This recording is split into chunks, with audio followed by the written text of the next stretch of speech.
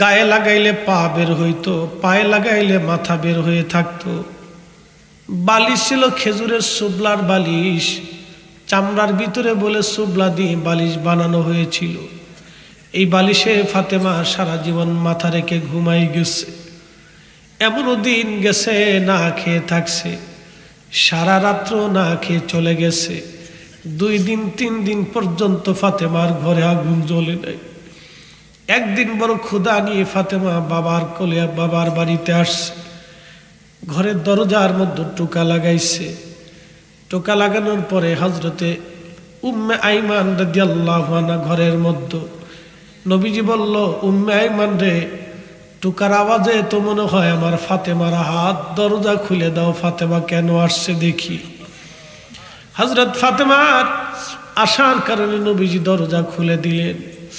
ফাতেমা কাছে যায় বসছে, বলে, আব্বা জান গরিব আলীর সঙ্গে বিবাহ দিয়েছেন, আমাদের অভাব মোটেই যায় না গো আব্বা, খেয়ে না খেয়ে বড় কষ্টের দিন পার করি।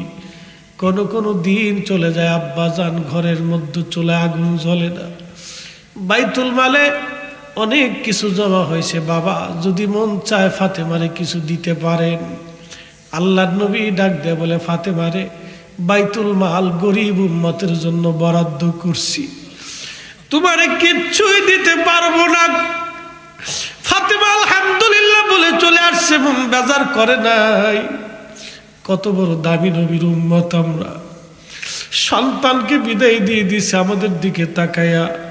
সন্তানের দুঃখ নবী দেখে নাই, উম্মতের দুঃখের দিকে তাকাইয়া। আমরা যে তার আদরের উম্মত, কয়দিন কেন্দেছি। রসুল আমার আল্লাহর দোস্ত, আখেরি নবী,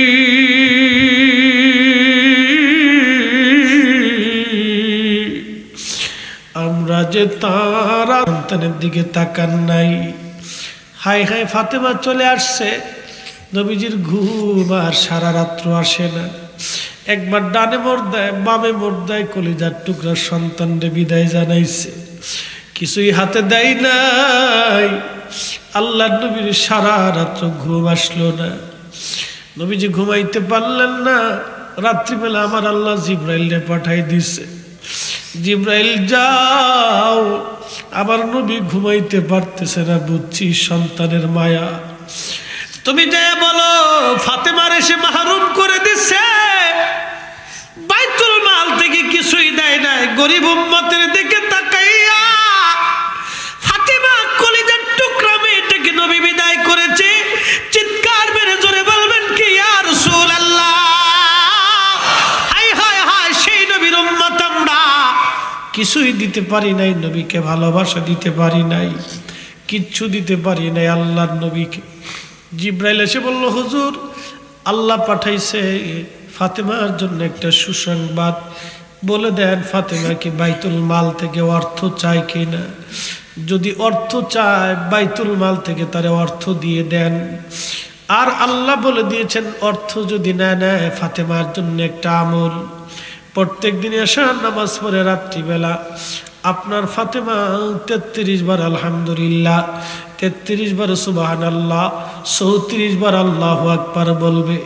ফাতেমার জন্য যতদিনই আমল করবে, ফাতেমার ঘরে আল্লাহ কোনোদিন অভাব দেবে না। চিৎকার মেরে জোরে বলেন আল্লাহু আকবার।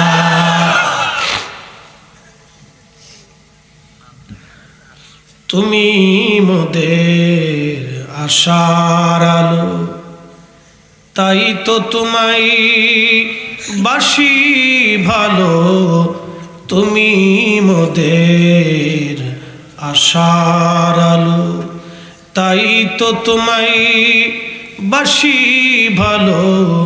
হৃদয় নামের ফুলদানিতে, হৃদয় নামের ফুলদানিতে গেথে রেখেছি প্রেমের মালা।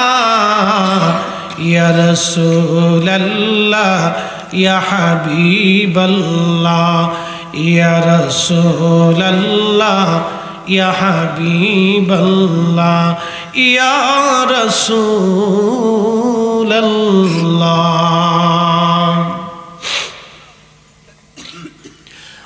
উল্লাপাড়ার মুসলমান, সকালবেলা নবীজি ফজরের নামাজ পড়ে তাড়াতাড়ি ফাতেমার বাড়ি গেছে। ফাতেমার বাড়ি যাইয়া ফাতেমার ঘরে ঢুকছে।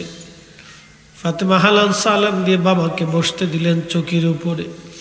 আব্বাজান, কি জন্য ফাতেমার ঘরে আসছে? নবীজি ডাক দেখায়, ফাতেমারে, তোমারে ফেরত দিয়ে দিলাম, কিছুই দিলাম না। আমি তো বাবা সহ্য করতে পারি নাই রে ফাতেমা, কিন্তু আমার চাইতে বেশি যিনি সহ্য করেন নাই তিনি আমার আল্লাহ। চিৎকার মেরে জোরে বলেন আল্লাহু আকবার। এই পরিবারকে নবী আমার আল্লাহ কত ভালোবাসতেন। ফাতেমা, আল্লাহ আমারে পাঠাইছে তোমার জন্য দুইটা সুসংবাদ। তুমি কি বাইতুল মাল নিবা না দোয়া নিবা? ফাতেমা ডাক দেখে, আব্বাজান, বাইতুল মালের টাকা লাগবে না, আল্লাহ আমার জন্য কি পাঠাইছে আগে সেটা দিয়ে যান। সাইয়্যিদাতুন নিসা এমনি হয় নাই। আর আমার দেশের বেডিরা মেকআপ নষ্ট হবে বিদায় ওযুই করে না। এই বেডি দিয়া কিছুই আশা করা যায় না, কথা কোন ঠিক কিনা? কয়রার এলাকায় খুঁজে দেখেন কয়টা মেয়ে ঠিক মতো নামাজ পড়ে, দেখেন তো খুঁজে খুঁজে। আজকে ফিলিস্তিনের নারীদের দিকে তাকান, ওরা জিহাদ করে, কি কথা কোন ঠিক কিনা? ওদের বাচ্চারা জিহাদ করে, ওদের সন্তানরা জিহাদ করে। ওরে আমার বাংলাদেশের মেয়ে, তোমার চাইতে হাজার গুণ সুন্দরী ফিলিস্তিনের নারীরা, কি কথা কোন না? হাজার গুণ সুন্দরী, মেকআপ ছাড়া সুন্দরী ওরা। কেন সুন্দরী জানেননি? এবার জায়গা ইতিহাসে চলে যাই। এই ফিলিস্তিনের নারীরা হলো আম্মাজান সারার বংশ, হযরত মারিয়ামের বংশ। হযরত মারিয়ামের জন্ম বাইতুল আকসায়। মারিয়ামের আব্বার নাম হযরত ইমরান, ওনার স্ত্রীর নাম হযরত হান্না। ঈসা নবীর নানার নাম ইমরান আলাইহিস সালাম, ঈসা নবীর নানির নাম হযরত হান্না আলাইহিস সালাম। ঈসা নবীর মায়ের নাম হযরত মারিয়াম। এই বাইতুল আকসায় ফিলিস্তিনে তাদের জন্ম। হযরত ইব্রাহিম খলিলুল্লাহ ফিলিস্তিনে থাকতেন। আম্মাজান সারা ছিলেন এই ফিলিস্তিনের রাজার মেয়ে। আম্মাজান সারা ছিলেন বিশ্ব সুন্দরী। হযরত হাওয়া আলাইহিস সালামের পরে আম্মাজান সারার মতো এত সুন্দর কোনো নারীর জন্ম হয় নাই। এই নারীর বংশধর এই ফিলিস্তিনের মানুষ, এই জন্য ওরা অনেক সুন্দর। একবার জোরে বলবেন কি আল্লাহু আকবার। এই ফিলিস্তিনের নারীরা বাইতুল আকসায় নামাজ পড়ার জন্য ইহুদিদের সাথে লড়াই করে। আর আমার দেশের বেডিরা মেকআপ নষ্ট হবে বিদায় ওযুই করে না। আরে সাদা, তোমার মতো বেডি 2-4 কোটি মুসলমান থাকলেও আল্লাহর কোনো লাভ নাই, কথা কোন ঠিক কিনা? এ জগতের মানুষের মুসলমানের কোনো উপকার তোমার মতো মহিলা দিয়া হবে না রে মা। বাড়ি বাড়ি করো রে মন, এ বাড়ি ঘর তোমার না।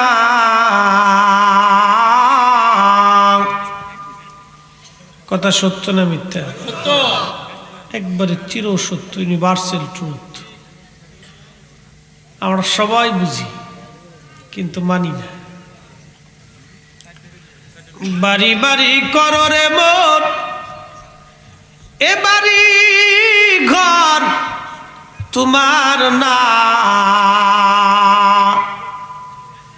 যেই বাড়িতে শুইবারে মন, কবর তাহার ঠিকানা।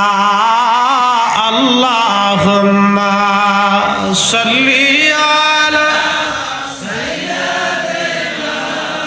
একসাথে জবান খুলে মাশাআল্লাহ। ওয়ালা আলি সাইয়্যিদিনা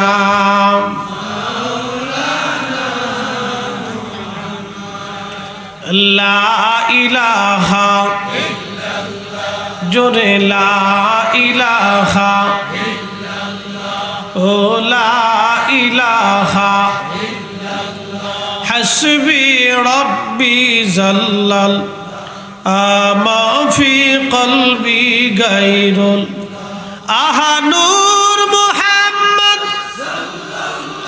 বলি নূর মুহাম্মদ পড়ি লা ইলাহা ইল্লাল্লাহ লা ইলাহা ইল্লাল্লাহ ও লা ইলাহা ইল্লাল্লাহ লা ইলাহা ইল্লাল্লাহ মুহাম্মাদুর রাসূলুল্লাহ সাল্লাল্লাহু আলাইহি ওয়াসাল্লাম।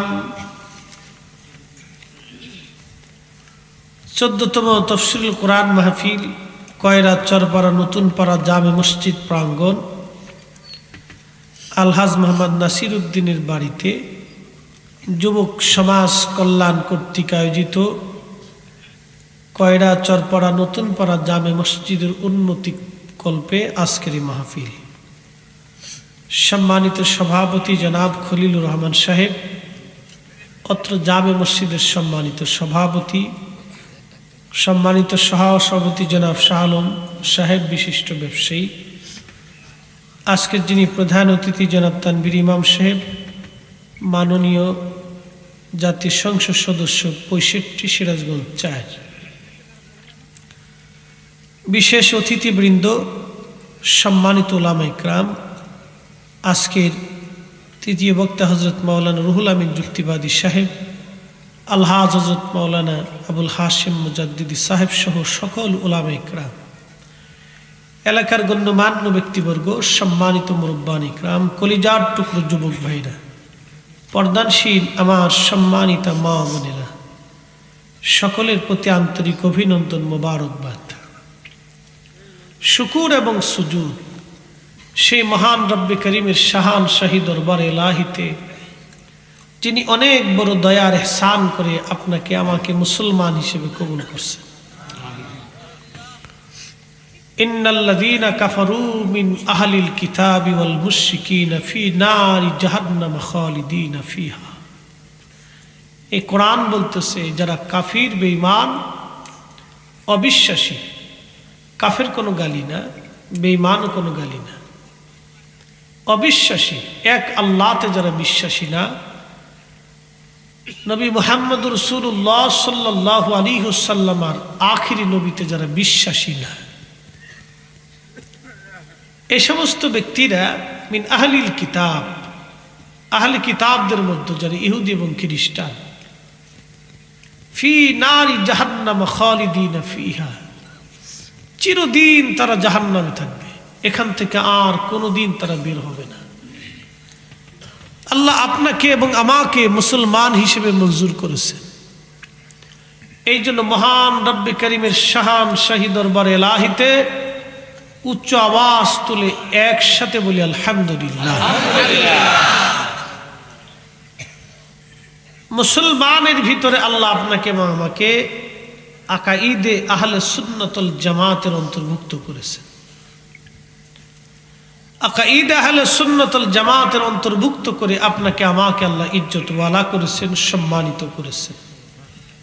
মোহতারাম উপস্থিতি, এই এলাকার বহু মানুষের ভিতরে আল্লাহ আপনাকে এবং আমাকে মঞ্জুর করছেন। আগামীকাল বাড়িতে বেঁচে থাকবেন কোনো গ্যারান্টি আছে? কোনো গ্যারান্টি নেই। আমি বয়ান শুরু করার আগে আমার একটা ভাইকে বিদায় দিয়ে দিব। সুদূর জয়পুরহাট থেকে ভাই আসছেন। আমার এখানে বহুদিন ভাই আলোচনা শুনেন। আমার অত্যন্ত একজন প্রিয় মানুষ, দীর্ঘদিন ফোনে কথা হয়, দেখা হয় না। জনাব হজরত মাওলানা আল মামুন সাহেব, তিনি সুদূর জয়পুরহাট থেকে এখানে আসছেন। কালকে আবার অবরোধ চলে যাবে। ভাই বহু বছর আগে দাওরা ফারেক, একসাথে বলবেন না মারহাবা? দাওরাত থেকে কমপ্লিট করে তিনি আলিম হয়েছেন। দীর্ঘদিন তিনি আমার আলোচনা শুনতে শুনতে খুব মহাব্বতের সাথে জড়িয়ে পড়েছেন। এটা তো হতেই পারে, আলোচনা শুনতে শুনতে ভালো লাগছে। আমি কি কোরআন সুন্নাহর বাহিরে আলোচনা করি? কখনো দেখছেন? কোরআন সুন্নাহর বাহিরে আলোচনা করলে সে আলোচনার 4 পয়সা মূল্য নেই। তা আমাদের আল মামুন ভাই আসেন, ভাইজান একটু পরিচয় করে ভাইরে বিদায় করে দেব, চলে যাবে। আসেন। আমাদের আল মামুন ভাই অত্যন্ত মহাব্বত করেন, প্রায় 1 বছর পর্যন্ত শুধু আমার সাথে দেখা করবেন, সাক্ষাৎ করবেন। আস্তে আস্তে আজকে বলছি ভাই কাছাকাছি আসছে উল্লাপাড়া, এসে পড়েন, এরপরে আর উত্তরবঙ্গে সুযোগ হবে না।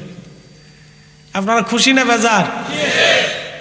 নারে তাকবীর, নারে রিসালাত, আহলে সুন্নাত ওয়াল জামাত, নারে তাকবীর।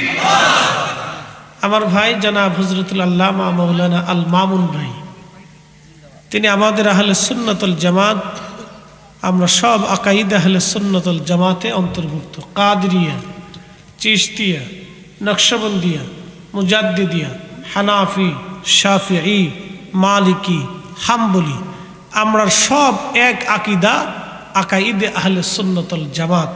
আমরা এক কাতারের ভাই, মুসলিম ভাই ভাই। কথা বলে ঠিক না বেঠিক?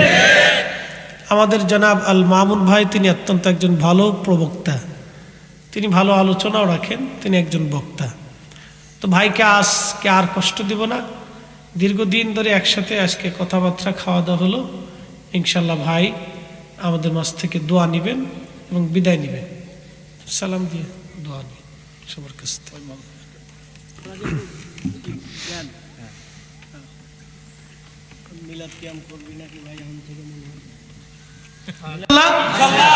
কারা কারা চলে যাবেন হাত উঁচা করে?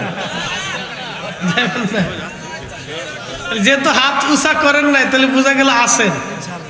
সারা রাত সারা রাত সারা রাত বলেন ইনশাল্লাহ। থাকা লাগবে না, নেকি লেখা হয়ে গেছে, সারা রাত্র সওয়াব লেখা হয়ে গেছে। বলেন মারহাবা। জুমার নামাজ পড়েন না কে কে? হাত উঁচা করেন। আচ্ছা, যারা জুমা পড়েন তাদের জন্য একটা সুসংবাদ, আর যারা পড়েন না তাদের জন্য সুসংবাদ। পড়ে নেন। আল্লাহ রাসূল বলেন জুমার আজান হলো, ইদা নুদিয়া লিস-সালাতি মিন ইয়াউমিল জুমআ ফাসআউ ইলা যিকরিল্লাহি ওয়া যারুল বাই'। কোরআন বলতেছে যখন জুমার নামাজের আজান হয়, বেচা বিক্রি, ব্যবসা বাণিজ্য সব ছেড়ে দাও। ছেড়ে দিয়ে কি করবে? মসজিদে আসো। আল্লাহর নবী বলেন সাহাবীরা রে, জুমার নামাজ আদায় করার জন্য যখন কোনো মুসলমান গোসল করে আর সুন্দর পোশাক পরে পায়ে হেঁটে মসজিদে আসে, আল্লাহ ওই বান্দার আমল নামাতে মসজিদে আসার পরে ইমাম সাহেবের সামনাসামনি এসে বসে, সুন্দর করে ইমাম সাহেবের আলোচনা শুনে খুব আদব লেহাজের সঙ্গে নামাজ আদায় করে আবার বাড়ি হেঁটে হেঁটে চলে যায়। মোটর সাইকেলে না, গাড়িতে চড়ে না, পায়ে হেঁটে যাবে, পায়ে হেঁটে আবার বাড়িতে আসবে। আল্লাহর নবী বলে সাহাবীরা রে, ওই বান্দার আমল নামাতে আমার মালিক আমার আল্লাহ প্রত্যেক কদমে কদমে একটা বছরের নফল নামাজ এবং নফল রোজার সওয়াব আমার আল্লাহ প্রত্যেক কদমে কদমে লিখে দেবে।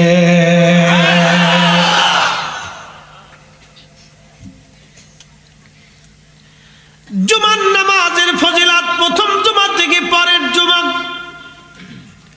কেউ যদি আদায় করে, এই মাঝখানের জুমার ভিতরে যত সগীরা গুনাহ হয় সব গুনাহগুলি আল্লাহ মাফ করে দেয়। কোনো ব্যক্তি যদি এশার নামাজ জমাতে পড়ে আর ফজরের নামাজ যদি জমাতে পড়ে, ওই আল্লাহর বান্দা এশা পরে রাত্রিবেলা ঘুমাবে, কিন্তু কেরামান কাতিবিন ঘুমায় না। কেরামান কাতিবিনা ইয়ালামুনা মা তাফআলুন।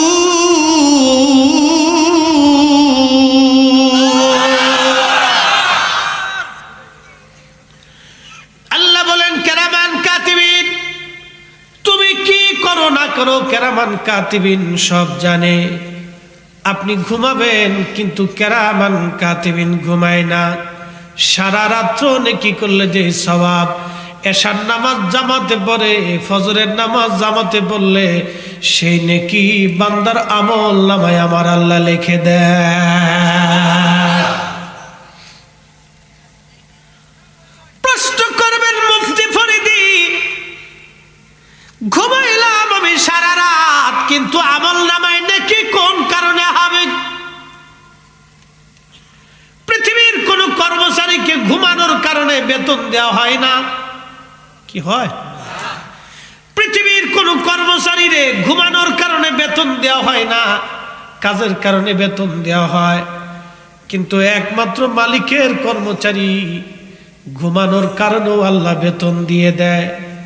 অন্য কোন উম্মতকে দেওয়া হয় নাই, শুধু এই নবীর উম্মতকে দেওয়া হয়েছে। খালি আখিরি নবীর উম্মত হওয়ার কারণে সিন্নি খাইলাম, মোল্লা চিনলাম না, যারে দিয়ে জান্নাত পাইলাম তারই ইজ্জত দিতে পারলাম না।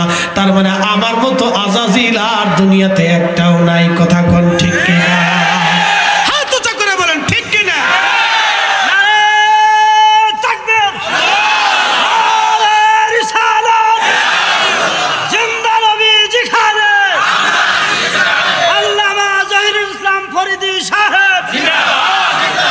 তুমি মোদের আশার আলো, তাই তো তোমায় বাসি ভালো, ঠিক কিনা? তুমি মোদের আশার আলো, তাই তো তোমায় বাসি ভালো। হৃদয় নামের ফুলদানিতে, হৃদয় নামের ফুলদানিতে গেথে রেখেছি প্রেমের মালা। ইয়া রাসূলুল্লাহ ইয়া হাবিবাল্লাহ, বলেন ইয়া রাসূলুল্লাহ ইয়া হাবিবাল্লাহ ইয়া রাসূলুল্লাহ।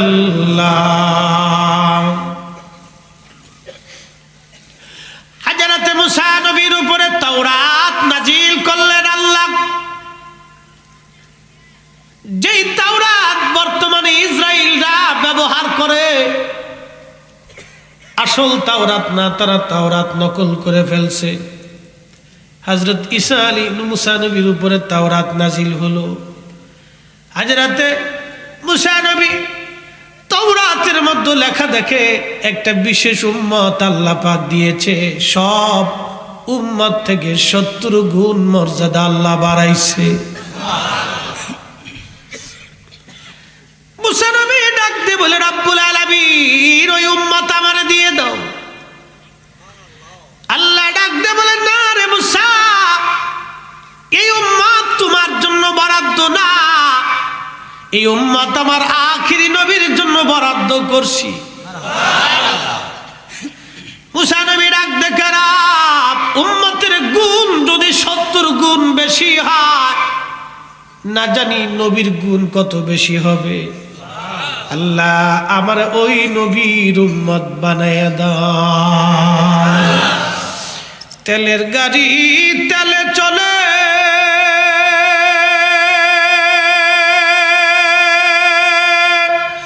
হাওয়ার গাড়ি হাওয়ায় উড়ে, বিনা তেলে চালায় গাড়ি নবী সুলাইমান।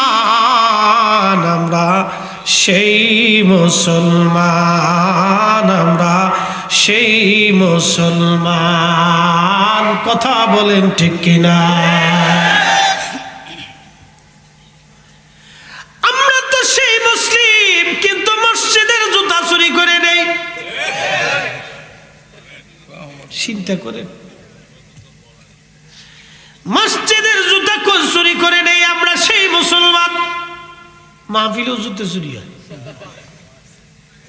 আমার মনে পড়ছে, তখন মাহফিল করার পরে 200 টাকা দিত, 100 টাকাও দিছে।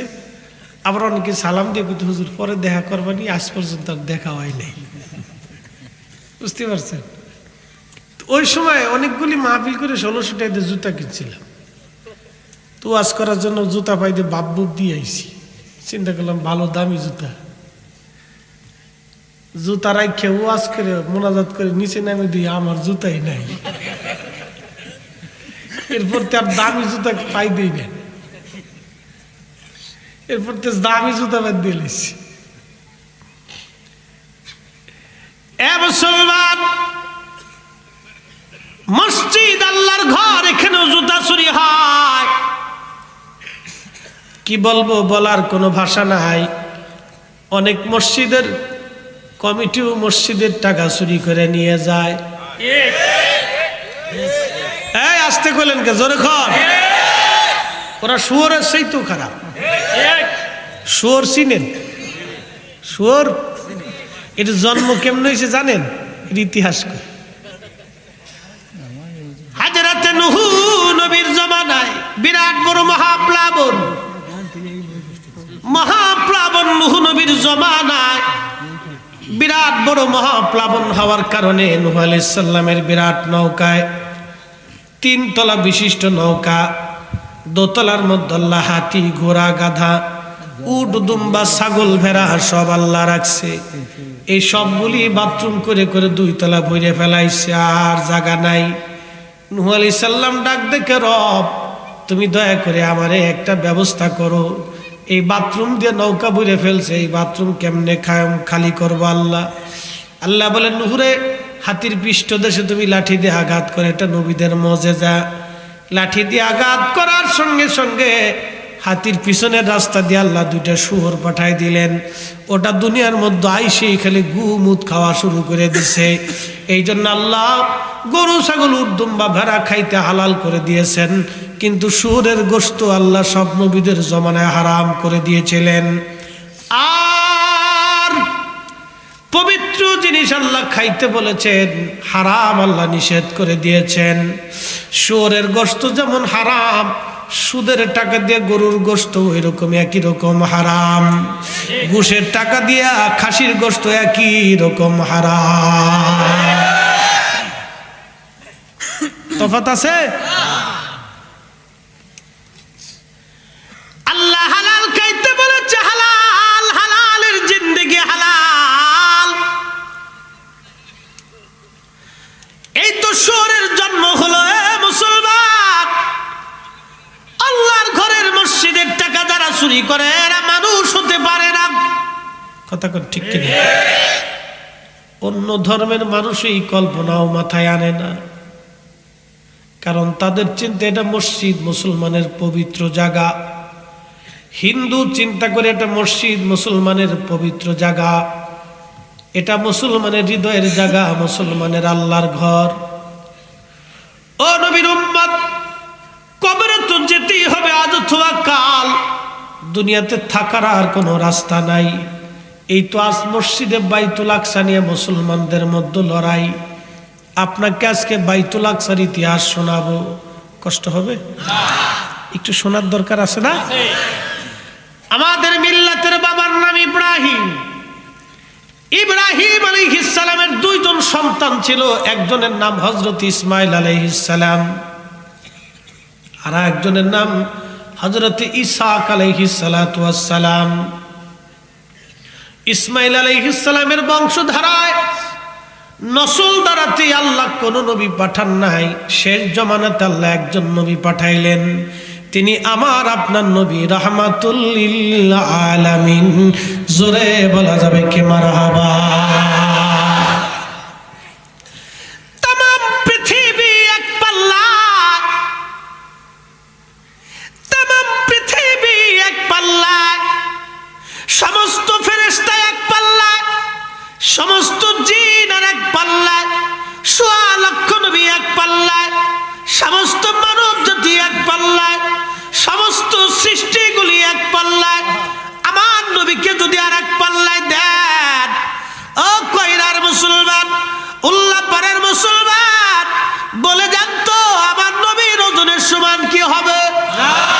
হাত উঁচা করে বলেন হবে, জোরে বলেন হবে। তাহলে ওই নবীর তাজিম করার জন্য কোনো দলিলের প্রয়োজন নাই, নবী নিজেই দলিল। এটা কার কালাম? কোন সন্দেহ আছে? এই কালামের ওজন কত জানেননি? এটা তো এখানে যাচ্ছে মাত্র এই হাফ কেজি। কিন্তু এই কালাম আল্লাহ বলে লাউ আনজালনা হাদাল কুরআন আলা জাবাল আলা জাবালিন লারাআইতাহু খাশিআম মুতাসাদ্দিআম মিন খাশিয়াতিল্লাহ।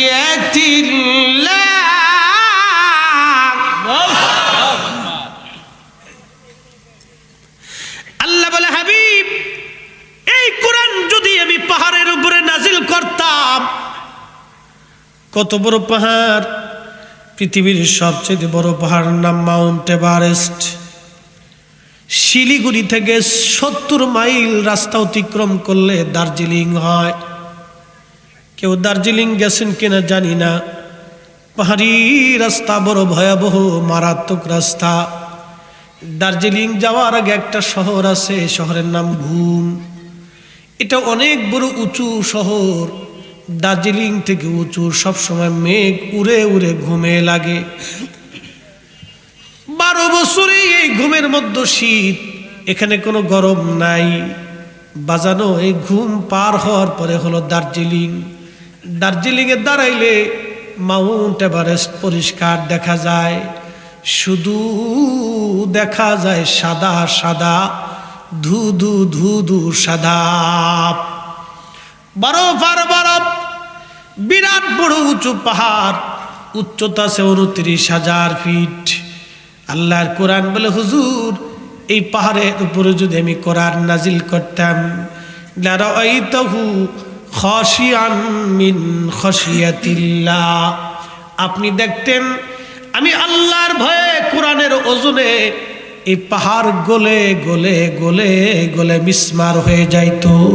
চিৎকার মেরে বলা যাবে আল্লাহু আকবার। উল্লাহপুরের মুসলমান শুনে যান আজ কথাগুলি। এই কোরআন 23 বছরের জীবনে 22,000 বার জিব্রাইলের আগমনে 114টি সূরা 6,666 আয়াতের মাধ্যমে তিলে তিলে সময়ে সময়ে প্রয়োজনে আমার নবীর কালবের মধ্যে আল্লাহ কোরআন জমা করেছে। যেই কোরআন রাখলে পাহাড় গলে যায়, তাহলে বলেন তো নবীর কাল কত ওজনওয়ালা? আল্লাহু আকবার। না না হয় না, চিৎকার মেরে বলবেন কি আল্লাহু আকবার। আলিফ লাম মিম, আলিফ লাম রা, ইয়াসিন, তাহা, নূর, কাফ, ইয়া আইন, সাদ। এই যে হরফগুলি কোরআনের ভাষায়, এগুলি কি তাফসীরের ভাষায় বলা হয় হরফে মুকাত্তা, বিচ্ছিন্ন হরফ। আজ পর্যন্ত কেউ হরফের অর্থ করে দিতে পারে নাই। জিব্রাইল এনে বলল হুজুর আপনি পড়েন আলিফ লাম মিম। আলিফ পড়েন আপনি আলিফ। নবী বলেন আলিম তু। জিব্রাইল বলেন লাম আলিম তু, মিম আলিম তু, কাফ আলিম তু, ইয়া আইন হা সাদ আলিম তু। জিব্রাইল বলেন ইয়া রাসূলুল্লাহ আপনি কি করে জানেন? বলা আলামতুস সামি, জানি না। নবী ডাক দিয়ে বলেন জিব্রাইল তুমি জানবে না, কারণ আমি নবী। যিনি নাজিল করলেন তিনি আল্লাহ, যার কাছে নাজিল করছেন তিনি আমাদের নবী। যিনি পাঠাইলেন তিনি মাত্র জানেন, যিনি জিব্রাইল নিয়ে আসলেন তিনিও জানতেন না। যার কাছে পাঠাইলেন তিনি আমাদের নবী জানতেন। আমার নবীর এলেম নিয়ে যারা প্রশ্ন তুলে, নবীর জ্ঞান নিয়ে যারা কথা বলে, ওরাই বর্তমান ইহুদিদের দালাল।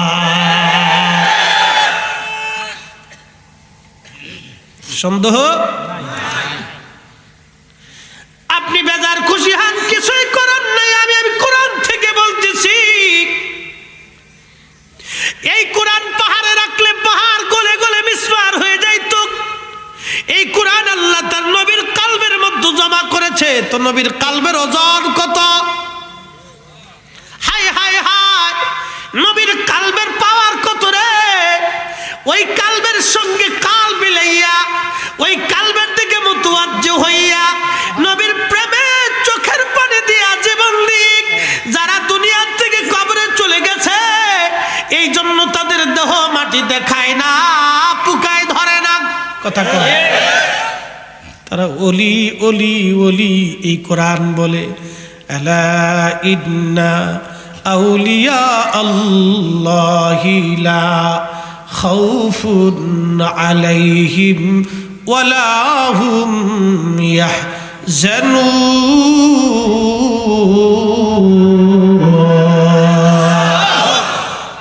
তেলের গাড়ি তেলে চলে,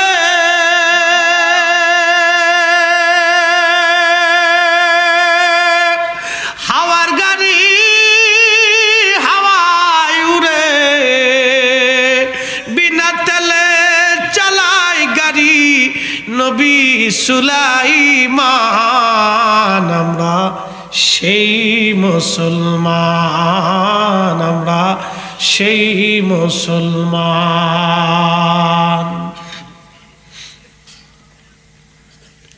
হযরত ওমর, মিশরের জমিন দখল হয়ে গেল, মিশর দখল। বাইতুল আকসার ইতিহাস পরে আসতেছি, আসেন না চলে যাবেন? বাইতুল আকসারটা আসতেছি, হারা রাত পাওয়া যাবে না, কালকে আবার অবরোধ আছে, জালার ভিতরে ঘুরে গেছি আমরা। এই যে না বললেই নয়, রাজনীতি আমার ফাংশন না। আমি কোনো রাজনীতি করি না, আমি একটা রাজনীতি করি, সেই রাজনীতির নাম, আমার রাজনীতির নাম হলো মানুষের রাজনীতি। আগে মানুষ বাঁচাও, গরিব মানুষ যদি সুখে থাকে, এটার নামই হলো অরিজিনাল রাজনীতি।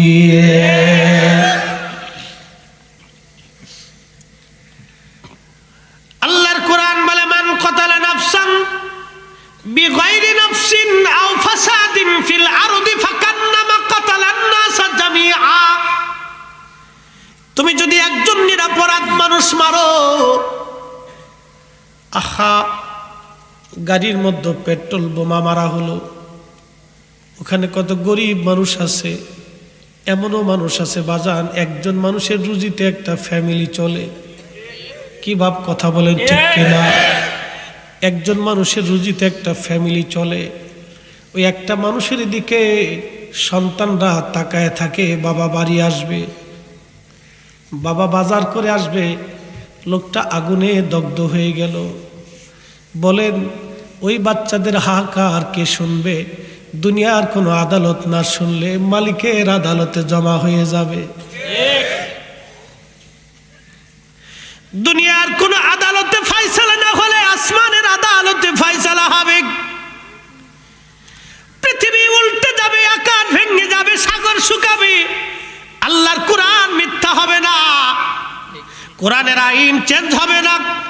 কোরআন বলে বিনা কারণে তুমি যদি একজন মানুষ মারো, সে হিন্দু না মুসলমান, আল্লাহ কথা বলেন নাই, আল্লাহ মানুষের কথা বলেছেন। মানুষ সে যে ধর্মেরই মানুষ হোক না কেন, যেই এলাকার, যেই রাষ্ট্রের, যেই দেশের, যেই গোত্রের, যেই বর্ণের, যেই কালো না ধলা, সুন্দর না অসুন্দর, ল্যাংরা না খোঁড়া, বোবা না কানা, আল্লাহ পাগল না ছাগল, আল্লাহ বলেন নাই।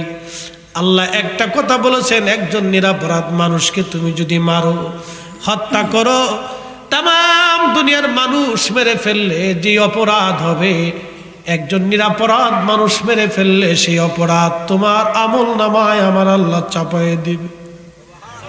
না না, সুবহানাল্লাহ, নাউজুবিল্লাহ। তাম পৃথিবীর মানুষ মেরে ফেললে যেই গুনাহ, একজন নিরপরাধ মানুষ মারলে সেই গুনাহ।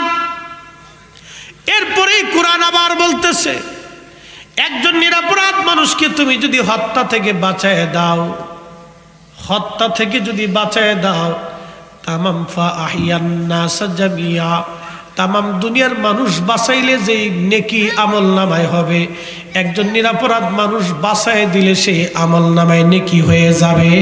এবার জোরে বলেন না সুবহানাল্লাহ। দেশে মারামারি হইলে অনেকে ভিডিও করে, আসে না? এগুলো হলো শয়তান, এগুলোর আগে জুতা দিয়ে পিটাইতে হবে। ও না সারাইয়া ভেজাল না মীমাংসা না করে ভিডিও করে। কি কঠিন পরিস্থিতির মধ্যে যে আমরা আসি, এটি এক ধরনের মনস্তাত্ত্বিক মহামারী, এটি অ্যাবনর্মাল মহামারী, মনস্তাত্ত্বিক মহামারীর মধ্যে পড়ছি। এগুলো অনেক বড় মানে বিদঘুটে কাজ, আপনি কল্পনা করতে পারবেন না। মারামারি চলতে চলতে সারাই দেয়, মীমাংসা করে দেয়। আমার দেশে গ্রামে গঞ্জে এলাকা আবার কিছু মানুষ আছে ফাড়ায় ফাড়ায় গ্রামে গ্রামে বাড়ি বাড়ি ঝগড়া লাগায়, ফুসকায়, বাদায় দেয়। এটার নাম কোরআনে বলছে, হাদিসে বলছে সগলখোর। কি খোর? শুয়োরখোর, সুদখোর, হারামখোর, জিনাখোর আর তো সগলখোর। কোনো খোরের মধ্যে তফাৎ নাই, সবকটাই একবার হারামখোর। কি কথা কন ঠিক কিনা? এরা মানুষ না। মানুষ হইয়া ভবেতে আসিয়া মানুষের করিলাম কি? আমি নবী না মানিলাম, কি যে ভুল করিলাম। আমি কোরআন না মানিলাম, কি যে ভুল করিলাম। ভস্মে ঢালিলাম ঘি, মানুষ হইয়া ভবেতে আসিয়া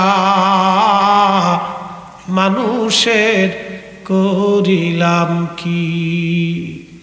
একটা গাড়ির মধ্যে আগুন লাগাই দিলেন, একজন মানুষের সারা জীবনের সম্বল ওই গাড়িটাও হতে পারে। কি কথা কন না কেন?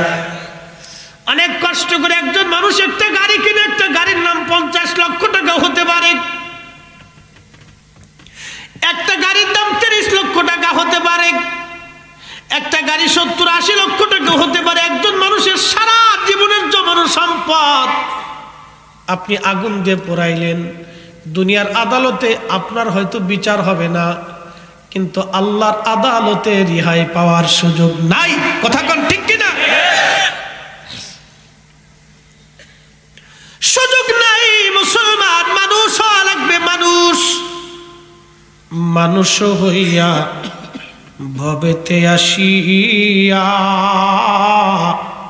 মানুষের করিলাম কি?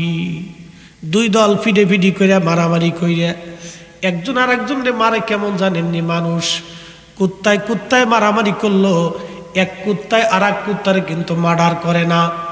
কি করা দেখছেন? পাখি পাখি মারামারি করে, এক পাখি আর এক পাখির মার্ডার করে না, মেরে ফেলে দেয় না।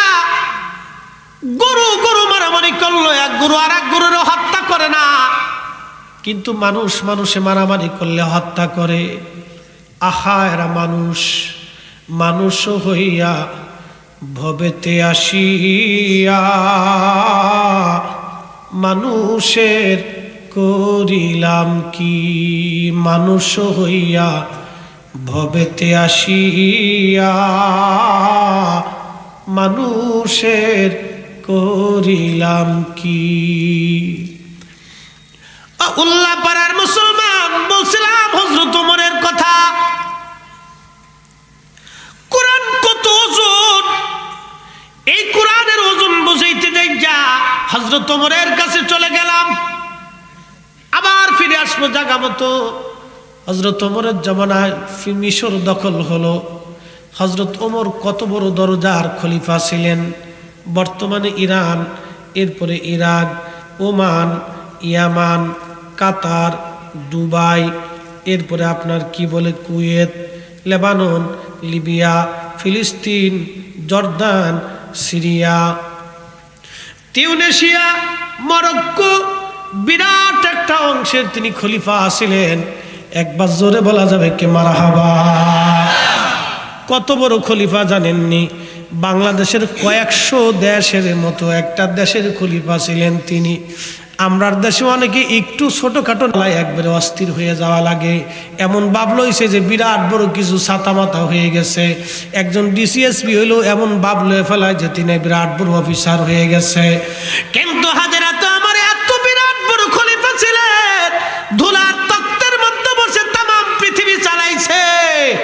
একবার জোরে বলা যাবে কি আল্লাহু আকবার।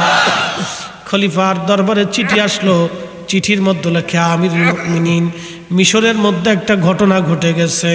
ঘটনাটা হলো মিশরের মানুষ নীল নদের জোয়ার আনার জন্য প্রত্যেক বছরে একটা সুন্দরী রূপসী কুমারী নারী এনে মিশরের নীল নদের পাশে ওই কুমারী নারীটাকে নদীর পাশে জবাই দেয়। জবাই দেওয়ার কারণে যে রক্তগুলি পড়ে, রক্তগুলি গড়াইয়া গড়াইয়া নদীর পানির মধ্যে যাওয়ার পরে আবার জোয়ার আসে। হুজুর, মুসলমানদের দেশ এখন, একজন কুমারী নারী কুসংস্কারের কারণে এইভাবে মরতে পারে না। কিন্তু মিশরের মানুষ ডাক দিয়ে বলল, এ মুসলমানরা, যদি কুমারী নারী হত্যা করতে না দাও তো পানি আইনে দাও, পানি এনে দাও, পানি। খলিফার কাছে চিঠি লিখছে গভর্নর, হুজুর কি করে পানি আনবো আমি? খলিফাতুল মুসলিমিন হযরত ওমর তিনি একখানা চিঠি লিখলেন, আঙ্গুল দিয়ে কাপড়ের মধ্যে চিঠি লেখছে, কালি নাই, কলম নাই, আঙ্গুল দিয়ে কাপড়ের মধ্যে চিঠি লেখছে। একসাথে বলা যাবে সুবহানাল্লাহ। পাওয়ার আসেনি? জোরে বলেন আসেনি? আমার দেশে অনেকেই মাতুব্বারি সর্দারি বিচার সালিশ করে, মুইতেই বাবা পানি নেয় না। আসতে কোনকে জোরে খর, যেই বেটা মুইতে পানি নেয় না সে আল্লাহর ডরাবে কি ছাতা? বিচার করতে যা কই তোর ভাবির কাছে দিয়ে আসিস। কি কথা খারাপ কইছে?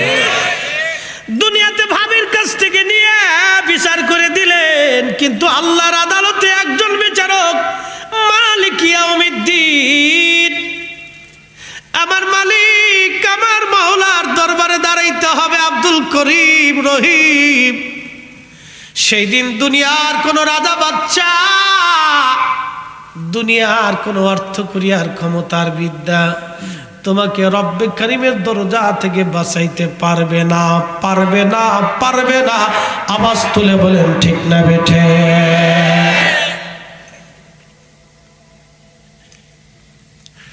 উল্লাপাড়ার মুসলমান হযরত ওমর চিঠির মধ্যে লেখছে, আঙ্গুল দিয়ে চিঠিখানা লিখে দিলেন, গভর্নরকে বললেন, গভর্নরকে বলবে চিঠিখানা নীল নদের মধ্যে ছেড়ে দিয়ে যেন চলে আসে। গভর্নরের কাছে চিঠি গেল, চিঠিখানা গভর্নর নিয়ে নীল নদের মধ্যে ছেড়ে দিয়ে চলে আসলো।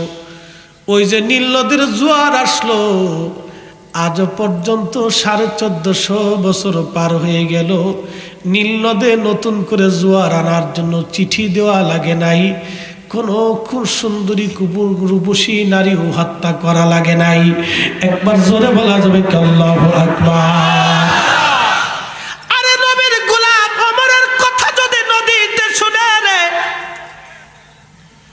নবীর গোলাম ওমরের কথা যদি নদীতে মানে রে, তাহলে আমার নবীর ইজ্জত কত? এই জন্য মুসা নবীকে আল্লাহ আমার ওই নবীর উম্মত বানাও।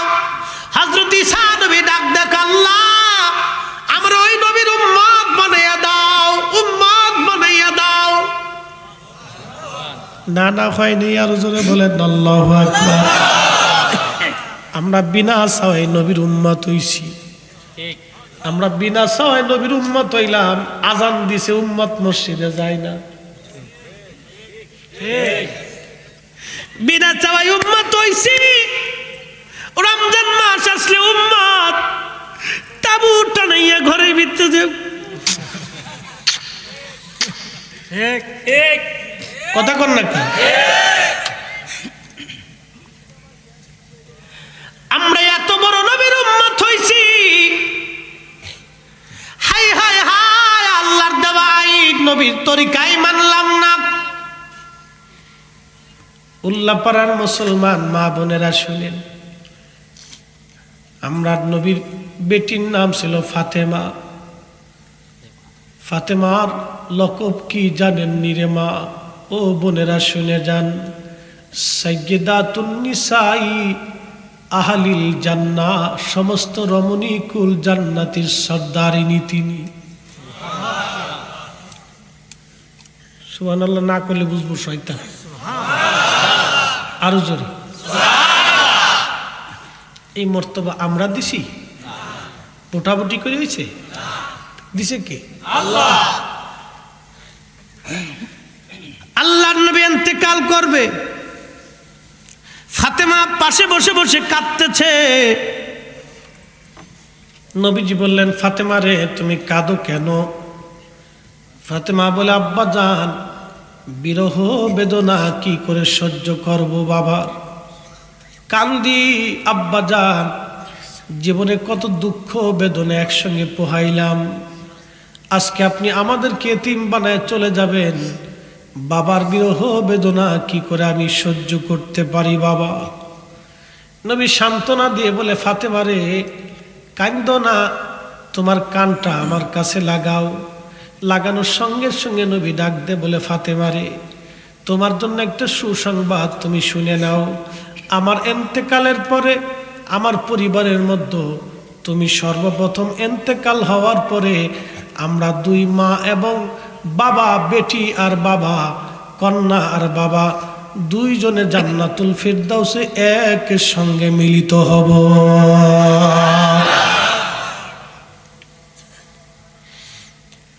হে নারী সমাজ, সেই ফাতেমার ঘরের বিছানা ছিল মাত্র একটা কম্বল আর একটা চৌকি।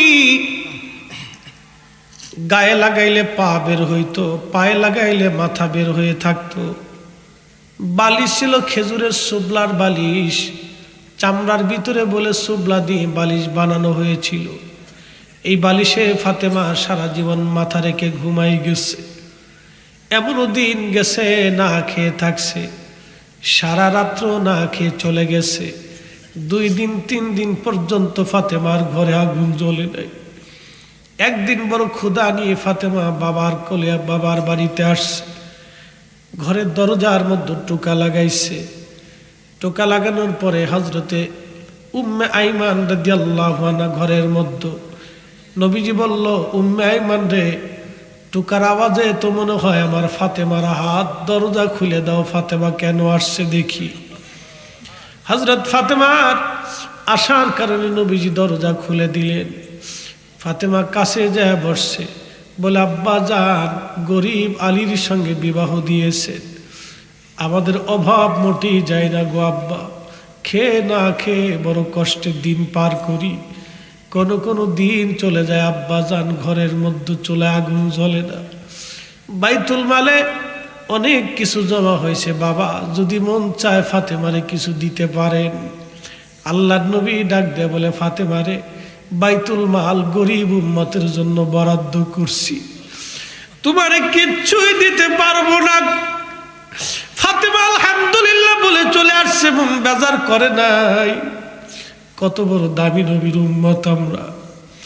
সন্তানকে বিদায় দিয়ে দিছে আমাদের দিকে তাকাইয়া, সন্তানের দুঃখ নবী দেখে নাই উম্মতের দুঃখের দিকে তাকাইয়া। আমরা যে তার আদরের উম্মত, কয়দিন কেন্দেছি। রসুল আমার আল্লাহর দোস্ত, আখেরি নবী,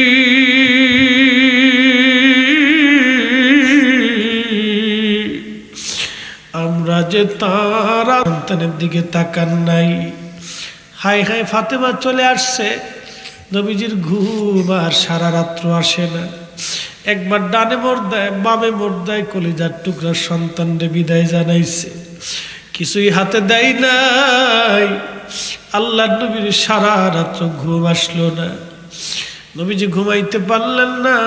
রাত্রিবেলা আমার আল্লাহ জিব্রাইলরে পাঠাই দিছে, জিব্রাইল যাও। আবার নবী ঘুমাইতে পারতেছে না, বুঝছি সন্তানের মায়া।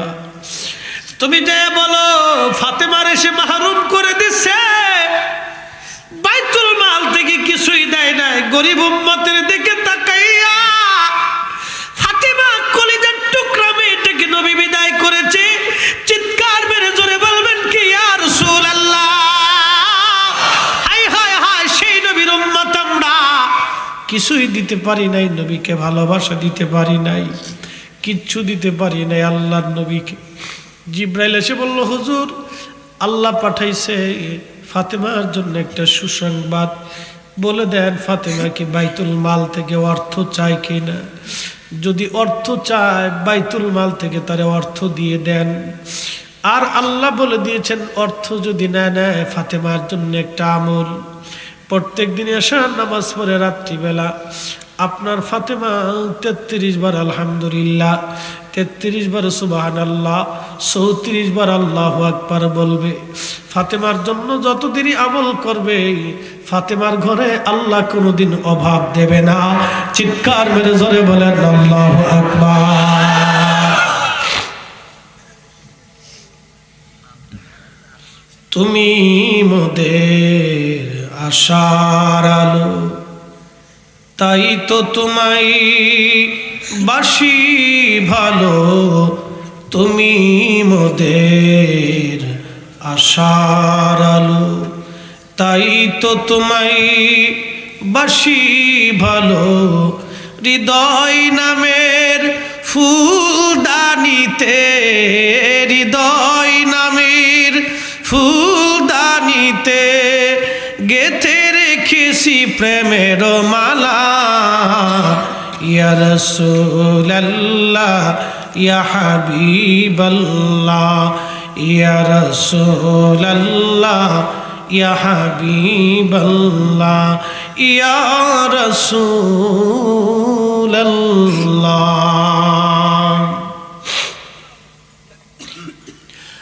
উল্লাহ পাড়ার মুসলমান সকালবেলা নবীজি ফজরের নামাজ পড়ে তাড়াতাড়ি ফাতেমার বাড়ি গেছে। ফাতেমার বাড়ি যাইয়া ফাতেমার ঘরে ঢুকছে। ফাতেমা হালাল সালাম দিয়ে বাবাকে বসতে দিলেন চৌকির উপরে। আব্বাজান কি জন্য ফাতেমার ঘরে আসছে? নবীজি ডাক দেখায়, ফাতেমারে তোমারে ফেরত দিয়ে দিলাম, কিছুই দিলাম না। আমি তো বাবা সহ্য করতে পারি নাই রে ফাতেমা, কিন্তু আমার চাইতে বেশি যিনি সহ্য করেন নাই তিনি আমার আল্লাহ। চিৎকার মেরে জোরে বলেন আল্লাহু আকবার। এই পরিবারকে নবী আমার আল্লাহ কত ভালোবাসতেন। ফাতেমা আল্লাহ আমারে পাঠাইছে তোমার জন্য দুইটা সুসংবাদ, তুমি কি বাইতুল মাল নিবা না দোয়া নিবা? ফাতেমা ডাক দেখে, আব্বাজান বাইতুল মালের টাকা লাগবে না, আল্লাহ আমার জন্য কি পাঠাইছে আগে সেটা দিয়ে যান। সাইয়্যিদাতুন নিসা এমনি হয় নাই।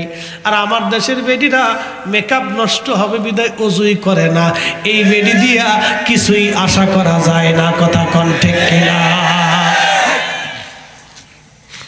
কয়রার এলাকায় খুঁজে দেখেন কয়টা মেয়ে ঠিক মতো নামাজ পড়ে, দেখেন তো খুঁজে খুঁজে।